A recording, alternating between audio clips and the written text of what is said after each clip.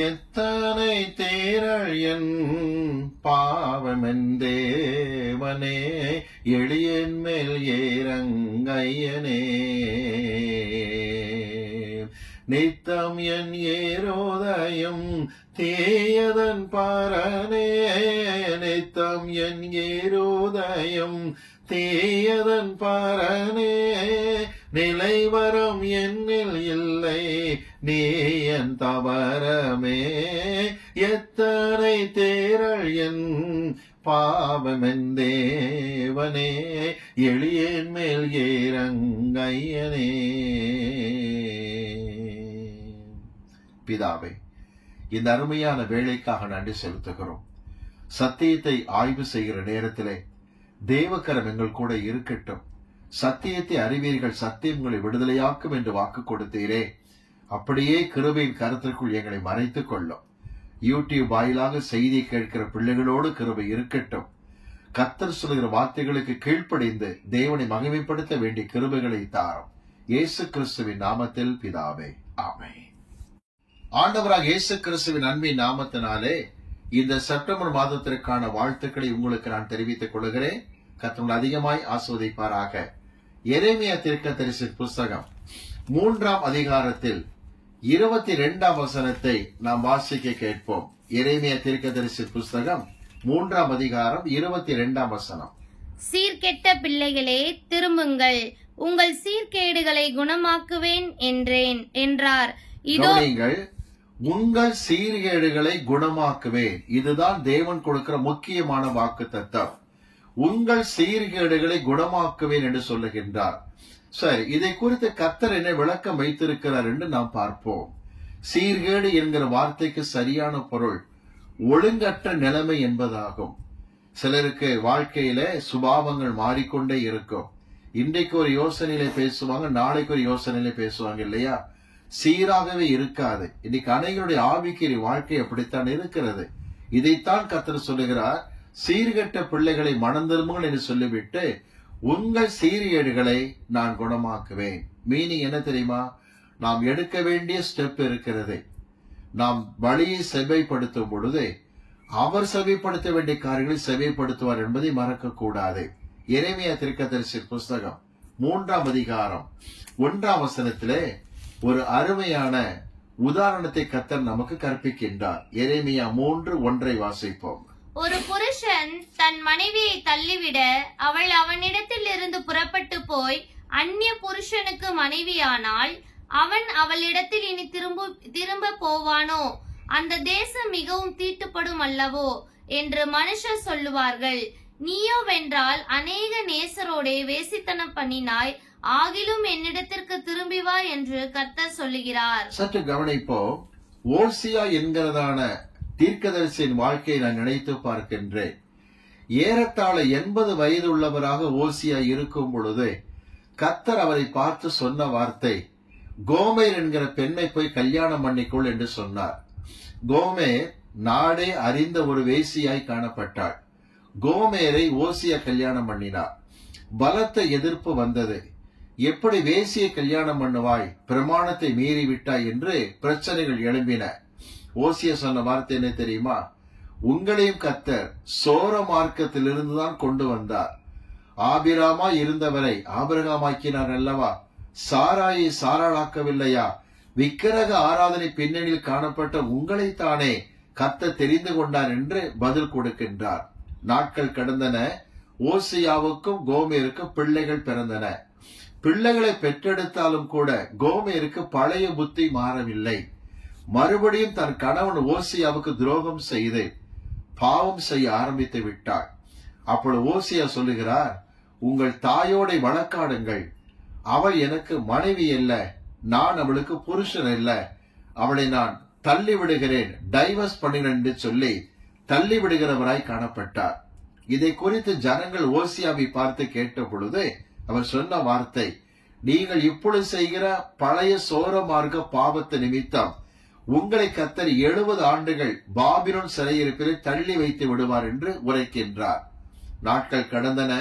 ஒரு நாள் அந்த சந்தை வழி பகுதியிலே, வியாபாரிகள் இருக்கிற பகுதியிலே கோமேரை பார்த்தார் ஓசியா.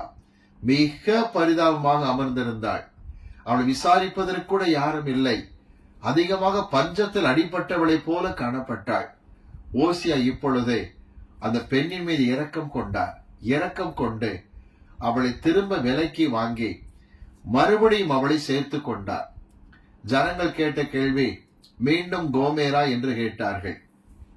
ஓசியா சொல்லுகிறார், 70 வருஷம் கழித்து உங்களையும் கர்த்தர் திரும்ப சேர்த்து கொண்டு சீயோனுக்கு கொண்டு வருவார் என்று சொல்லுகின்றார். ஓசியாவுடைய வாழ்க்கை அர்ப்பணிக்கப்பட்டு ஒரு உண்மை விளக்கப்படுகிறதை வேதத்தின் மூலமாக நாம் அறிந்து கொள்ளுகின்றோம். இப்பொழுது ஆண்டு சொல்லுகிற வார்த்தை தெரியுமா? தேசம் இரண்டாக பிரிந்திருக்கிற நாட்கள் அது. எப்படி? வடக்கே இஸ்ரவேல், தெற்கே யூதா என்று பிரிந்தது. இஸ்ரவேல் ஜனங்கள் தான் முதலாக சிறையிருப்புக்கே போனவர்கள். அவர்கள் செய்த பாவம் அக்கிரமம் இன்னதென்று அல்ல, ஏகப்பட்ட அக்கிரமத்தை பிரச்சனை பண்ணி கொண்டிருந்த இஸ்ரவேல் ஜனங்கள். அவர்களுக்கு நடந்த நிலையை கர்த்தர் யூதா ஜனங்களை உணரும்படிக்கு வைத்தார்.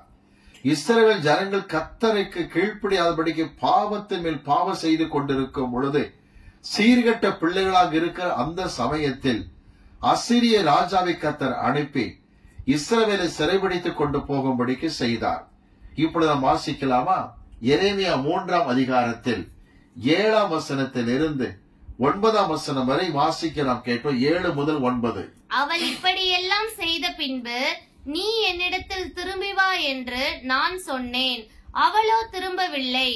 இதை அவளுடைய சகோதரியாகிய யூதா என்கிற துரோகி கண்டாள். தெற்கே இருக்கிற யூதா வடக்கே நடக்கிற காட்சியை பார்த்து கொண்டுதான் இருந்தது. இஸ்ரவேல் அடிபட்டதை பார்த்து கொண்டுதான் இருந்தது. வாசிப்போம். சீர்கெட்ட இஸ்ரவேல் என்பவள் விபச்சாரம் பண்ணின முகாந்திரங்கள் எல்லாவற்றின் நிமித்தமும் நான் அவளை அனுப்பிவிட்டு அவளுடைய தள்ளுதற் சீட்டை அவளுக்கு கொடுத்த போதும் அவளுடைய சகோதரியாகிய யூதா என்கிற துரோகி பயப்படாமல் இவளும் போய் வேசித்தனம் பண்ணினாள். இதை நான் கண்டேன். கர்த்தர் சொல்லுகிறார், வடக்கே இருக்கிற இஸ்ரவேல் பண்ணின பிரச்சனைகளினால் கர்த்தர் அவர்களை தண்டித்ததை யூதா கண்டாள். ஆனால் யூதாவும் தொடர்ந்து திருந்தாதபடிக்கு பாவம் செய்து நான் கண்டேன் என்று கர்த்தர் சொல்லுகிறார். ஒரு கேள்வி என்ன தெரியுமா? இஸ்ரவேலுக்கு வந்த கதி உனக்கு வந்தால் என்ன ஆகும்? கர்த்தர் எச்சரிக்கை கொடுத்து கொண்டே வரும் பொழுது தெற்கே இருக்கிற யூதா மக்கள், அதாவது சீயோன் மலை இருக்கிறது அல்லவா, இந்த மக்கள் செய்த காரியம் என்ன? 10ஆம் வசனத்தை வாசிக்க கேட்போம். வசனம் 10. இவைகளை எல்லாம் கண்டும் யூதா என்கிற அவளுடைய சகோதரியாகிய துரோகி கள்ளத்தனமாய் திரும்பினாலே அன்றி முழு இருதயத்தோடும் என்னிடத்தில் திரும்பவில்லை என்று கர்த்தர் சொல்கிறார். இங்கதான் அங்கலாய்ப்பு ஆரம்பிக்கிறது. கள்ளத்தனமாய் மனம் திரும்பி இருக்க, வடக்கே இருக்கிற இஸ்ரவேலுக்கு வந்த பிரச்சனையை பார்த்த நீ வேதனைப்பட்டு அழுது மனம் திரும்பின மாதிரி தெரியுது. ஆனா கர்த்தர் இருதயத்தை பார்க்கிறவராக இருக்கின்றார். அவர் சொல்லுகிற வார்த்தை பாருங்கள், கள்ளத்தனமாய் மனம் திரும்பினாய். இந்த கள்ளத்தனம் என்பதற்கு எபிரேய மொழியிலே ஷெக்கர் என்று கொடுத்திருக்கிறார்கள். ஷெக்கர் என்கிற வார்த்தைக்கு அர்த்தம் தெரியுமா? டிராமா, நடிப்பு என்பது பொருளாகும். உன் மனம் திரும்புவதை கர்த்தர் நடிப்பாக பார்க்கவில்லை, பார்க்க விரும்பவில்லை, டிராமாவாக பார்க்க கர்த்தர் விரும்பவில்லை என்று விளங்கிக் கொள்ளுங்கள். ஏன் இது நடந்தது என்று விளக்கம் கொடுக்கப்படுகிறது. நடிப்பு, அதான் சொல்லுவாங்க இல்லைங்களா, நடிக்கிறார்கள் என்று சொல்லி மனம் திரும்பவில்லை, மனம் திரும்பின மாதிரி நடிக்கிறாங்க. அந்த நேரத்துக்கு ஆலயத்துக்கு ஒழுங்காக வருவது, அந்த நேரத்துக்கு அடிக்கடி பாசிட்டிவ் போட்டு ஜெபம் பண்றது, கொஞ்சம் நிலைமை சீரான உடனே பழையபடியேதான் காணப்படுகிற நிலைமை. மனம் திரும்புதல் என்பது ஏதோ பழமொழி சொல்வாங்களே, புது விளக்கமா இருக்காத மாதிரி ஆயிப்போச்சு. போக போக தேஞ்சு போகிற காரியம். ஏன் இந்த மனம் திரும்புகிற வாழ்க்கை நிரந்தரம் இல்லை என்றால் சற்று கவனிப்போம். இஸ்ரவேல் சிறைப்பட்டு போன பிறகு 136 வருஷம் கழித்து தெற்கே இருக்கிற யூதாவும் பாபிலோனுக்கு சிறைப்பட்டு போயாயிற்று. ஏன் அது நடந்தது? இங்குதான் கர்த்தர் சொல்லுகிறார், உன் சீர்கேட்டை குணமாக்க நான் வல்லவராக இருக்கின்றேன். ஒரு விஷயம் புரிந்து கொள்ளுங்க, இவர் செய்த தவறு என்ன என்று எடுத்து காட்டப்படுகிறது. வாசிப்போம். எரேமியா தீர்க்கதரிசி புஸ்தகம் 3ஆம் அதிகாரம் 7ஆம் வசனம். யூதா என்கிற அந்த துரோகி இஸ்ரவேலுக்கு நடந்ததை கண்டாள். கண்டவள் என்ன செஞ்சிருக்கணும்? மனம் திரும்பி இருக்கணும். ஆனா நடிப்புத்தனமாக ஒரு நாடகம் போல மனம் திரும்பினாள் என்று கர்த்தர் வருத்தப்படுகின்றார். ஒரு காரியம் கவனிப்போ, நாம் என்ன இந்த விஷயத்தை தவறு பண்ணுகிறோம் என்று கர்த்தர் விளக்கத்தை கொடுக்கிறார்.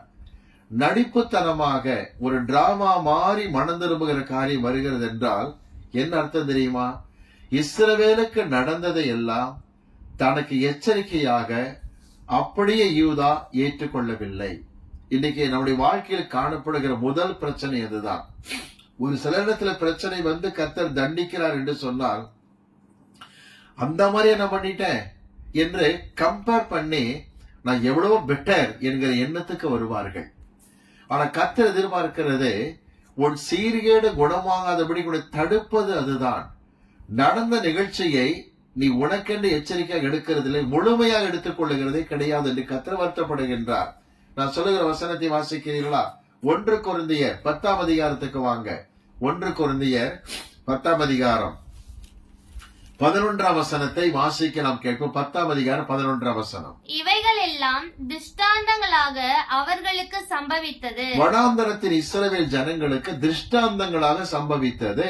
உலகத்தின் முடிவு காலத்தில் உள்ள நமக்கு எச்சரிப்புண்டாகும்படி எழுதப்பட்டும் இந்த இருக்கிறது. கடைசி காலத்தில் காணப்படுகிற நமக்கு எச்சரிக்கையாக எழுதப்பட்டிருக்கு. அப்படி என்ன பண்ணிடணும்? இஸ்ரவேல் ஜனங்கள் சரித்திரத்தை படிக்கும் போது அந்த ஜனங்க அப்படி பண்ணிட்டாங்க, இருதய கடினமான ஜனங்க என்று அதற்கு கம்பேர் பண்ணுவதை காட்டிலும் அதை அப்படியே ஏற்றுக்கொள்ள வேண்டும் என்று கர்த்தர் சொல்லுகிறார். திருஷ்டாந்தங்களாக அப்படியே சம்பவிச்சிருக்கு. எனக்கு ஞானஸ்நானம் கொடுத்த பாஸ்டர் சொல்வார், பிரேம்குமார், ஒரு குறிப்பிட்ட ஊழியனிடத்தில் ஒரு குறிப்பிட்ட மனுஷனிடத்தில் பிரச்சனை வந்துவிட்டது என்று அறிந்தால் ஏன் இந்த ஊழியக்காரன் விழுந்தான், எது நிமித்தமாக விழுந்தான் என்று ஆய்வு செய்து பார், அதில் உன்னை ஜாக்கிரதையாய் காத்துக்கொள் என்று சொல்லுவார். சில சமயத்தில் சிலரை குறித்த விளக்கங்கள் விவரங்கள் எனக்கு கிடைக்கும் பொழுது அன்றைக்கு அவர் சொன்ன ஆலோசனை அப்படியே எடுத்துக்கொள்வேன். இது நிமித்தம் தான் இவர் விழுந்தாரா, நான் இதில் எச்சரிக்கையாக இருக்க வேண்டும். ஆனா என்ன யோசிக்க கூடாது, அவருக்கு இருக்கிற சந்தர்ப்பம் எனக்கு வரப்போறது என்று யோசிக்க கூடாது. எதனால் ஒருத்தர் விழுந்தாங்கன்னு பார்க்கணும். சில சமயத்துல ஏழையா இருந்து கஷ்டப்படுகிற ஊழியக்காரன் பெரிய பணக்காரனாக மாறும் பொழுது பணம் கையில சேர சேர கர்த்தர் யார் என்று மறுதலிக்கிற நிலைமை வந்து விட்டால் என்ன யோசிக்க வேண்டும்? ஆகூரை போல ஜெபிக்க வேண்டும். என் படியை எனக்கு அளந்து போஷியும் அப்பா, மிகுந்த ஐஸ்வர்யம் எனக்கு வேண்டாம், தரித்திரனாக இருக்க வேண்டாம், படியை அளந்து போஷியும். எச்சரிக்கையான ஜெபம். ஆக அவன மாதிரி நான் பணக்காரனாக வாய்ப்பில்லை, அவன மாதிரி நான் ஒரு காலம் ஆண்டு மறக்கவே மாட்டேன் நினைக்க கூடாது. எச்சரிக்கையாக இருந்து ஜெபியுங்கள். அடுத்தவருக்கு நடக்கிற நிகழ்ச்சியை பற்றி சிந்தனை பண்ணி வாழ்க்கையில கவனமாக இருக்க வேண்டும். இதுல என்ன திரும்ப நமக்கு தடை ஏற்படுகிறது என்றால், என்ன பிரச்சனை என்றால், வெளிப்படுத்தின விசேஷம் 2ஆம் அதிகாரம் எடுத்துக் கொள்ளுங்கள். இந்த நடிப்புத்தனமான மனம் திரும்புவதற்கு என்ன காரணம்? வெளிப்படுத்தின விசேஷம் 2ஆம் அதிகாரம் எடுத்துக் கொள்ளலாம். 5ஆம் வசனத்தை வாசிப்போம். வெளிப்படுத்தல் 2:5. ஆகையால் நீ இன்ன நிலைமையிலிருந்து விழுந்தாய் என்பதை நினைத்து மனம் திரும்பி ஆதியில் செய்த கிரியைகளை செய்வாயாக. எந்த நிலையில் விழுந்தாய் என்பதை நினைச்சு பார்க்கணும். எதனால விழுந்த, ஏன் வேத வாசிப்பு குறைஞ்சது, ஏன் ஜெப வாழ்க்கை குறைஞ்சது, ஊழியத்துல வாஞ்சையே இல்லாம போச்சு என்று எது நிமித்தம் என்கிற காரணத்தை ஆராய்ந்து வாசிங்க என்பதை நினைத்து மனம் திரும்ப வேண்டும். மனம் திரும்பினி ஆதியிலே செய்த கிரியைகளை செய். நீங்க கிரேக்க மொழியில படிச்சு பாருங்க. இந்த வெளிப்படுத்தல் 2:5 அடுத்தடுத்து நடக்கிற ஒரு நிகழ்ச்சி போல இருக்கிறது. நினை, மனம் திரும்பு, ஆதி கிரியைக்கு உடனே வா. 1 வருஷம் கழிச்சு வான்னு கிடையாது, டக்கு டக்குன்னு முடிக்கிற மாதிரிதான் இருக்கு. சில நேரத்துல செய்வாங்கன்னா இரவு மிகுந்த கண்ணீரோடு ஜெபம் பண்ணுவாங்க. ஒருவேளை ஒரு மாதத்தில் 25ஆம் தேதினு வச்சுக்கிடுங்களேன், கண்ணீரோடு ஜெபம் பண்ணுவாங்க. திரும்ப பழையபடி வேதம் வாசிக்க வேண்டும், பழையபடி ஜெபிக்க வேண்டும், பழையபடி மணிக்கணக்காய் போராடி ஜெபிக்க வேண்டும். அப்பா தாழ்த்தி ஒப்பு கொடுத்து மனம் திரும்புவாங்க. அடுத்த நிமிஷத்திலேயே வருகிற 1ஆம் தேதி முதல் பழைய ஆவிக்கிற வாழ்க்கை ஆரம்பிக்கலாம் என்று தீர்மானம் எடுப்பார்கள். இது வெத்து வேட்டு என்று விளங்கிக் கொள்ளுங்கள்.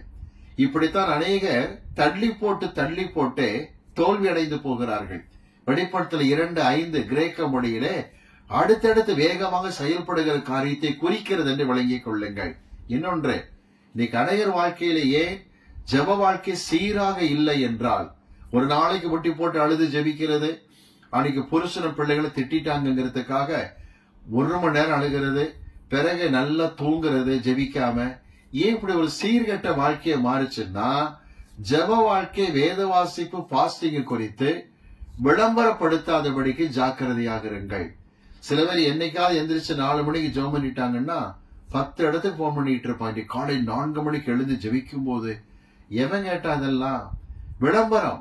சில சமயத்துல தெரப்பின் வாசல ஜெபம் பண்ணுவீங்க, கர்த்தர் உன்னை எழுப்பி விடுவார், ஜெபம் பண்ணு. 1 மணிக்கு எந்திரிச்சிருப்பீங்க, நைட்டு 2 மணிக்கு எந்திரிச்சிருப்பீங்க. அந்த ஜெப காரியத்தை அந்தரங்கத்திலேயே பார்க்கிற பிதா வெளியரங்கமாய் பலனளிக்க விட்டு கொடுத்து விடுங்கள். ஆனா அன்னைக்கு அடுத்த நாள் காலையில எல்லாத்திலையும் போன் பண்ணி ராத்திரி 1 மணிக்கு ஜெபிச்சேன், 2 மணிக்கு ஜெபிச்சேன். இதுதான் உன் நடிப்பு தனத்தை அதிகமாக்குகிறது என்று விளங்கிக் கொள்ளுங்கள். விளம்பரப்படுத்த வேண்டாம். ஏனென்றால் அந்தரங்கத்தில் பார்க்கிற பிதா உனக்கு வெளியரங்க பலனை கொடுப்பார். பாஸ்டிங் போடும்போதும் சரி, ஜெபிக்குவதும் சரி, எந்த காரியத்தையும் விளம்பரப்படுத்த நினைக்க வேண்டாம். இன்னும் கர்த்தரை நெருங்க வேண்டும் அப்பா என்று கண்ணீரோடு கூட தாழ்த்துங்கள். ஏனென்றால் பரிசுத்தமாய் இருக்கிறவன் எனப் என்று கர்த்தர் சொல்லவில்லை, இன்னும் பரிசுத்தமாய் இருக்கட்டும். நீதி செய்கிறவன் இன்னும் நீதி செய்யட்டும் என்று சொல்லுகிறார். நம்முடைய ஜெப வாழ்க்கை பரிசுத்தம், தேவனை நோக்கி முன்னேறுகிறது. தேவ சமூகத்தை நிறைவு என்று சொல்லவே முடியாது பிள்ளைகளே. ஆண்டவர் முழுவதும் மலை மீது எத்தனை இரவுகள் ஜெபம் பண்ணி கொண்டிருந்தார். அவருடைய ஜெப வாழ்க்கை, அவருடைய ஊழியத்தை பார்க்கும் பொழுது நம்முடைய ஊழியங்களால் கால் தூசி பெறாது என்று விளங்கிக் கொள்ளுங்கள். இந்த கடையர் மனம் திரும்புகிறேன் என்று சொல்லி ஜெபம் பண்ணும் பொழுது எதனால விழுந்தோம் நினைத்து பார்க்கிறதில்லை. அடுத்தவர் வாழ்க்கை நடந்தது திஷ்டாந்தமாக அப்படி எடுத்துக் கொள்ளுகிறதில்லை. அப்படியே கண்ணீரோடு ஜெபிச்சுட்டாங்கன்னா அது பெருசா விளம்பரப்படுத்தி கொண்டே இருப்பார்கள். அதுதான் பெரிய பிரச்சனை என்று விளங்கிக் கொள்ளுங்கள்.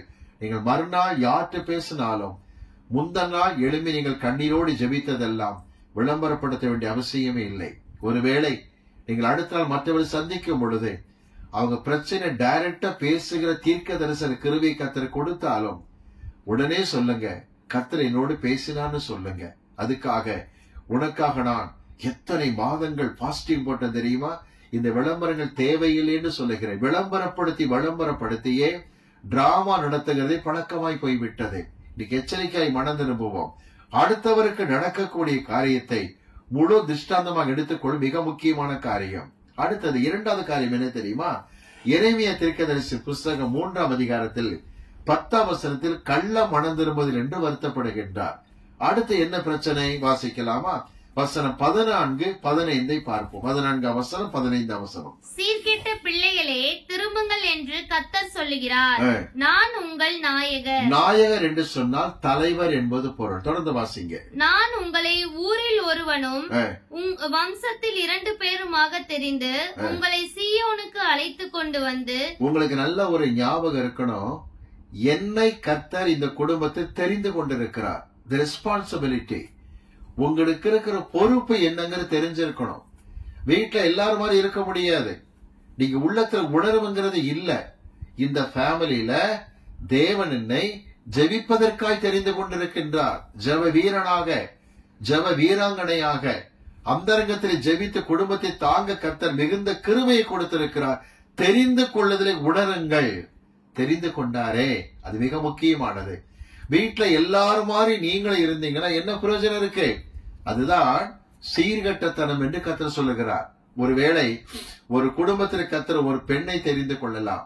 அவங்க செய்ய வேண்டியது என்ன தெரியுமா, மற்றவங்க மாதிரி இருக்கக்கூடாது. நேரம் கிடைக்கும் போதெல்லாம் கண்ணீரோடு கூட அழ வேண்டும். ஜெபத்திற்கு நேரத்தை ஒதுக்கி கொள்ள வேண்டும். வேத வசனத்துக்கு நேரத்தை ஒதுக்கி கொள்ள வேண்டும். அவ்வாறு செய்யும் போதே கர்த்தர் சந்தோஷப்படுவார். இந்த பிள்ளையை இந்த குடும்பத்திலே தெரிந்து கொண்டிருக்கிறேன், எப்படி ஜெபிக்கிறார் பாருங்கள். கர்த்தர் சந்தோஷப்படுவார், நிச்சயமா சந்தோஷப்படுவார். ஆனால் சிலருக்கு தங்கள் தெரிந்து கொள்வதிலே உணர்வதற்கு இன்னும் புத்தி இல்லை. எதற்காக கர்த்தரை வைத்திருக்கிறார்? உன் குடும்பத்திலே வேதத்தில் வாசிக்கிறோமே, இஸ்ரவேலுக்கு காவல்காரனாக உன் வைத்தேன் என்ற வார்த்தையின்படி கர்த்தரை தெரிந்து கொண்டு அப்படிப்பட்ட பொறுப்பில் நம்மை வைத்திருக்கின்றார்.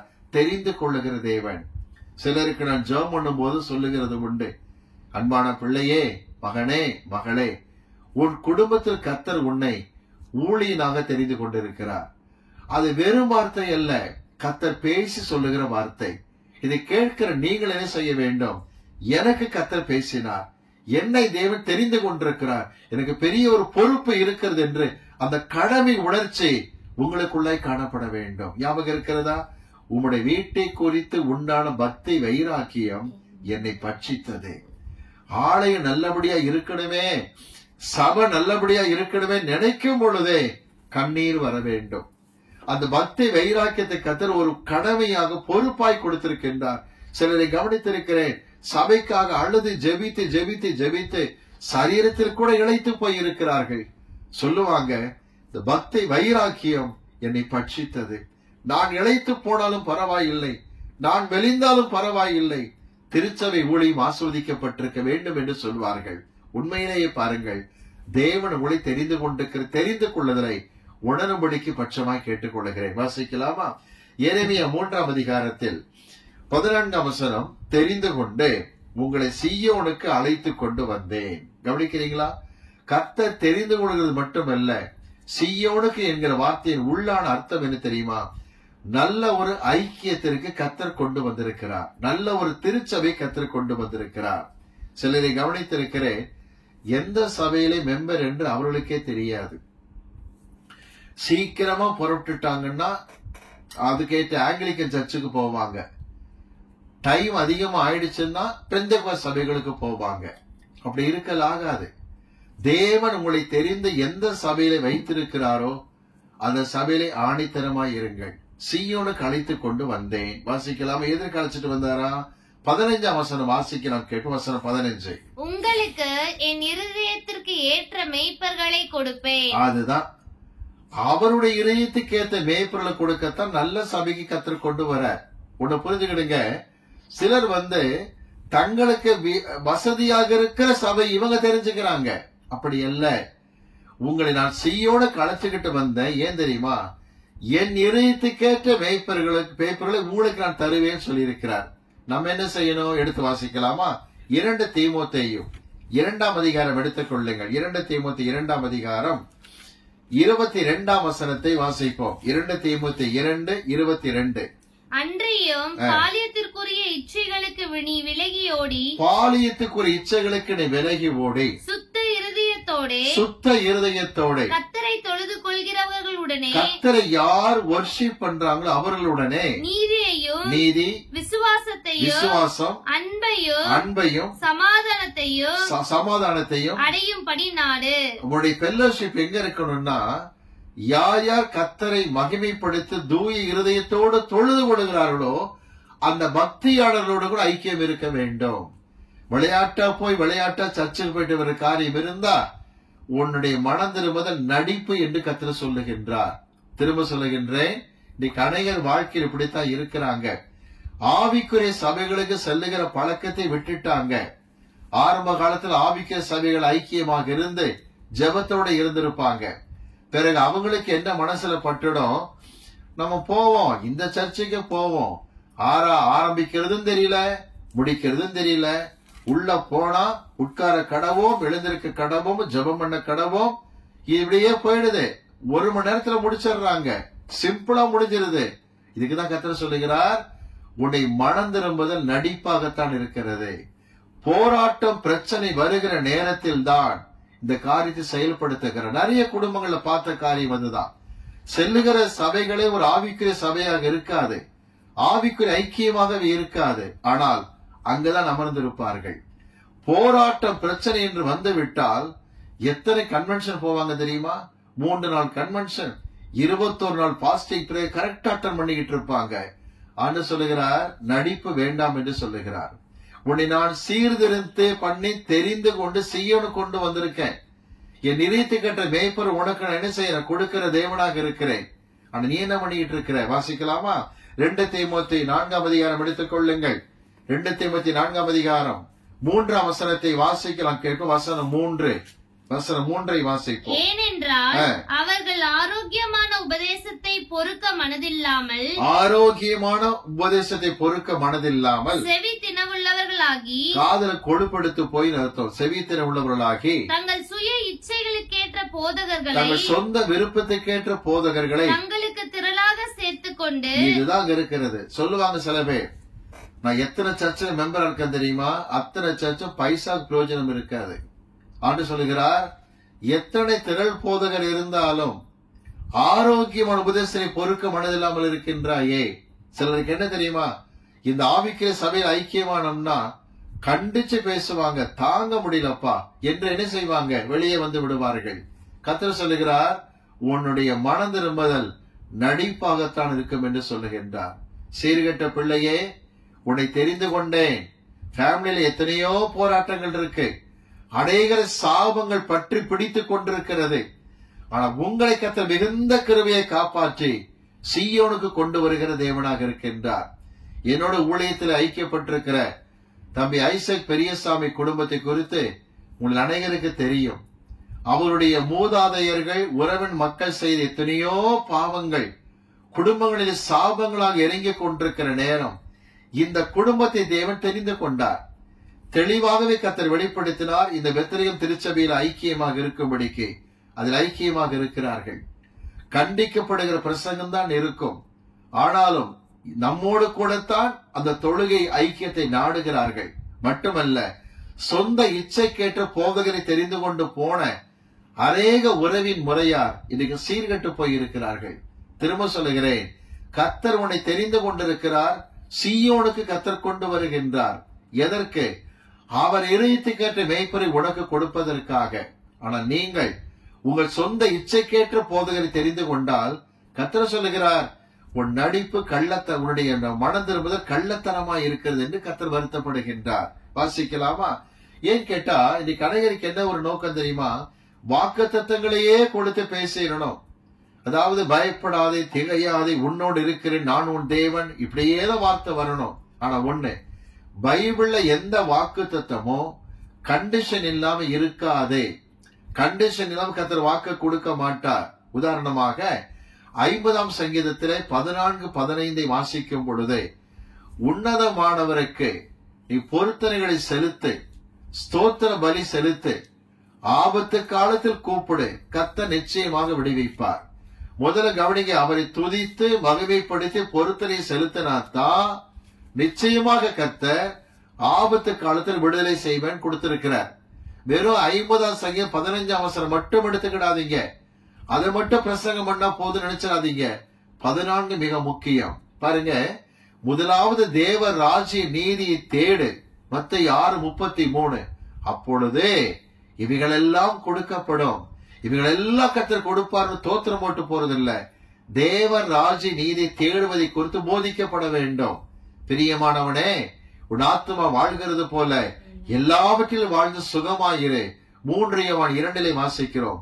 எல்லாவற்றிலும் வாழ்ந்து சுகமாயிரு என்றால் அல்லேலூயா கத்திர முடியாது. உன் ஆத்துமா வாழ வேண்டும் என்று கர்த்தர் சொல்லுகிறார். ஆத்துமா வாழ்கிறது போல எல்லாவற்றிலும் கண்டிஷனோட தான் கர்த்தர் வாக்குத்தத்தம் கொடுக்கிறார். நிபந்தனையை நீர் நிறைவேற்றும், வாக்கு தத்துவத்தை கர்த்தர் நிச்சயமாக நிறைவேற்றுவார். இன்னைக்கு ஒரு காரியம் முடிவுக்கு வருவோம். ஆண்டவரே, நான் உம்மை நடத்த விரும்பவில்லை, நீர் என்னை நடத்தும் அப்பா. என்னுடைய சண்டே கிளாஸ் டீச்சர் அடிக்கடி ஒரு வார்த்தை சொல்ல, என்னுடைய இளமை பருவத்தில் சொல்லுகிற உதாரணம் அதுதான். ஒரு தகப்பன் தன் குழந்தையின் கையை பிடித்துக் கொள்வானானால் அதுதான் சேஃப்டி. ஆனா பிள்ளை, டாடி உங்க கையை நான் பிடிச்சுக்கிறேன்னு சொன்னா பிள்ளை அப்பா கையை பிடிச்சுக்கும், ஆனா வலிக்கு விழ வாய்ப்பு இருக்கு. ஆனா நீர் என் கரத்தை பிடித்துக் கொள்ளும்னா ஸ்லிப்பான டக்குன்னு தூக்கிடுவார் அப்பா. 2 வித்தியாசம் இருக்கு. இன்னைக்கு அநேகர் உங்க கையை நான் பிடிச்சுக்கிறேன் பாங்க, சீக்கிரம் விழுந்துருவேன். ஆனா உன்னுடைய கரத்தை கர்த்தர் கிரிப்பா பிடிச்சிருந்தாருன்னா தடுமாறினாலும் தூக்கி எடுக்கிற தேவனாக இருக்கின்றார். இன்னைக்கு ஒன்றை மட்டும் விளங்கிக் கொள்வோம். என் ஜெப வாழ்க்கை, மனம் திரும்புதல், வேதத்தை வாசித்தல், கர்த்தரை தேடுகிற காரியம் டிராமாவாக இருக்கக்கூடாதப்பா, உண்மையாக இருக்க வேண்டும். கர்த்தர் வேதனைப்படுகிறார். கள்ளத்தனமான மனம் திரும்புதல் என்று வேதனைப்படுகிறார். எனவே தான் இஸ்ரவேல் விழுந்து போய் 136 வருஷம் கழித்து யூதாவும் விழுந்து போனதை இன்னைக்கு ஆண்டு சொல்லுகிறார். நடந்தவைகளை திஷ்டாந்தமாய் எடுத்துக்கொள், கர்த்தர் கிரியை செய்வாராக. ஜெபிக்கலாம் ஆண்டு சமூகத்தில். தேவன் கொடுக்கிற வாக்கு தத்தம் உன் சீர்கேடுகளை குணமாக்குவேன் என்பதாகும். தாழ்த்துவோம். பரலோக பிதாவே, எங்களோடு பேசின வார்த்தைகளுக்காக நன்றி. சீர்கேடுகளை குணமாக்குகிற கர்த்தர் கூட இருப்பதற்காக நன்றி. தேவனே, கர்த்தரை தேடி நாங்கள் பாரத்தோடு ஜெபிக்கும் போது என் ஜெப வாழ்க்கையை மாற்றும் அப்பா. என் வேத வாசிப்பை கர்த்தர் தாமே ஆண்டவர் வித்தியாசமாய் சீர்திருத்தி கொண்டு வரும் என்று தாழ்த்தி ஒப்பு கொடுக்கும் பொழுது அந்த கண்ணீர் மனம் திரும்புதல் உண்மையாக இருக்கட்டும், உண்மையாக இருக்கட்டும். கொஞ்ச நாளைக்கு ஆண்டுக்குள்ள இருந்து பிறகு பழையபடி இருக்கிற காரியம் வேண்டாம். எங்களை தாழ்த்துகிறோம் அப்பா. தயவாக இரக்கம் செய்யும் ஆண்டவரே. எத்தனை பேர் பாரத்தோடு ஜெபிக்கிறார்களோ அவர்கள் மீது வல்லமை இறங்குவதாக. பரிபூர்ண கிருபையை தாரும். தெய்வீக நாமத்தை மகிமைப்படுத்தும் அப்பா. சீர்கெட்ட பிள்ளைகளை குணமாக்குகிற தேவன் நீர். உங்கள் சீர்கேடுகளை குணமாக்குவேன் என்று சொன்னீரே தேவனே, குணமாக்கும் அப்பா, குணமாக்கும். இவைகளெல்லாம் கர்த்தர் நாங்கள் இன்னும் நிறைவாக பிரியப்படுத்தவில்லையோ அந்தந்த ஏரியாக்கள்ல கர்த்தருடைய ஆவியான கிரியை செய்து எங்களை நிறைவுள்ள பிள்ளைகளாய் மாற்றும் அப்பா. பரிசுத்தமாய் இருக்கிறவர்கள் இன்னும் பரிசுத்தமாய் இருக்க, நீதி செய்கிற பிள்ளைகள் இன்னும் நீதி செய்ய கர்த்தர் கற்பித்திருப்பதற்காய் ஸ்தோத்திரம். அரவணைத்து பாதுகாத்துக் கொள்ளும். இயேசு கிறிஸ்துவின் நாமத்தில் பிதாவே, ஆமென்.